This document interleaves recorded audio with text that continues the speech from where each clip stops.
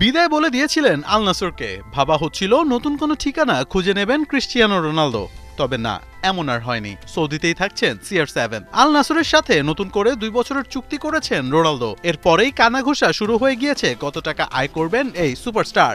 নতুন চুক্তিতে টাকার পাহাড় গড়তে চলেছেন পর্তুগিজ এই জায়ান্ট।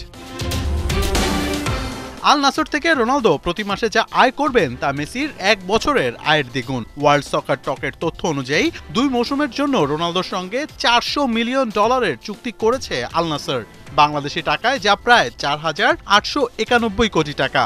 গোল.com এর চলতি বছরের এক প্রতিবেদনে জানা গেছে মেসি ইন্টার মায়ামিতে বছরে $20 মিলিয়ন আয় করেন। রোনালদোর নতুন চুক্তিতে 1 মাসেই আয় করবেন $39 মিলিয়ন, যা মেসির 1 বছরের আয়ের দ্বিগুণ। নিঃসন্দেহে বলাই যায় এই মুহূর্তে ফুটবল দুনিয়ার সবচেয়ে আয়কারী অ্যাথলিট রোনালদো।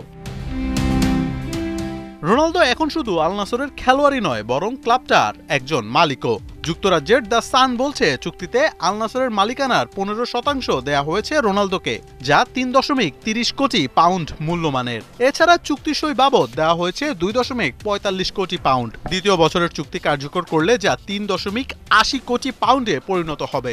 এছাড়া প্রতিটি গোলের জন্য রোনালদো পাবেন 80,000 পাউন্ড, যা পরের বছরে বেড়ে যাবে 20%-এরও বেশি।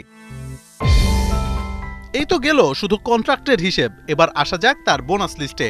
রোনালদোকে বেশ বড়সড়ই বোনাস দিতে প্রস্তুত শেখরা। আল নাসর সৌদি প্রো লিগ জিতলে 80 লাখ পাউন্ড, রোনালদো যদি নিজে সৌদি প্রো লিগে গোল্ডেন বুট জিতেন তবে 40 লাখ পাউন্ড, এবং আল নাসর এশিয়ান চ্যাম্পিয়ন্স লিগে জায়গা করলে এবং চ্যাম্পিয়ন হলে 65 লাখ পাউন্ড বোনাস দেওয়া হবে CR7-কে। এসবের বাইরে ড্রাইভার, হাউসকিপার, শেফ, গার্ডেনার, নিরাপত্তা কর্মী সহ সার্বক্ষণিক 16 জন কর্মী, প্রাইভেট জেটের 40 লাখ পাউন্ড খরচ বহন এবং 6 কোটি পাউন্ড মূল্যের স্পন্সরশিপ চুক্তির ব্যবস্থার কথাও আছে চুক্তিতে। এত সুযোগ সুবিধার পরে এখন প্রশ্ন আসতেই পারে আল নাসর পুরো ক্লাবটাই না লিখে দেওয়া হবে রোনালদোর নামে। তবে আপাতত মালিকানা নিয়ে সন্তুষ্ট দুই পক্ষ। রোনালদো যা কিছু চান তার প্রায় সবকিছুই পাচ্ছেন। মালিকানার অংশ দেওয়ার মধ্য দিয়ে কর্তৃপক্ষ তাকে নিজেদের আরও কাছাকাছি রাখতে চায় একটি শক্তি হিসেবে, যিনি অবসর নেওয়ার পরেও খেলোয়াড়, স্পন্সর এবং আলোচনা নিজের দিকে টানার ক্ষমতা রাখেন। মোহাম্মদ আদনান, ৭১।